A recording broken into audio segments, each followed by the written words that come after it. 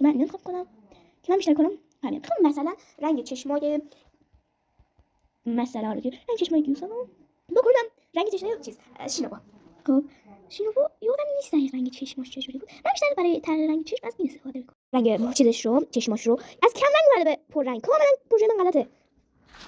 خود پروژه میکنم خدا. بچه‌ها تو رو خدا لایک کنید، دارم پاره میشم به خاطر این ادیت و این ویدیو، چون بچه‌ها واقعا لطف کنید واقعا خراب میشه دیگه.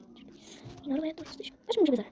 بریم هرچی گیوسان رو ببریم. ها ها اینجوری بعد موشه توضیح دادم براتون. ببین بچه‌ها اینو که میزنی شبیه اینجا نمیدونم چیه. اینجا رو که میزنی میری اینجوری آدمک و پسمینا و اینجور چیزا پیدا می‌کنی. در واقع همین جور چیزا که پارت تو همه اینا رو انجام دادیم. بعد اینجا یه رنگ قلم تو انتخاب می‌کنی. از رو طول بگم. بعد اینجا رنگ تو انتخاب می‌کنی، اینجا تغییر رنگ میدی و اینجور داستانا. ببینید این شکلی، اینا این شکلی.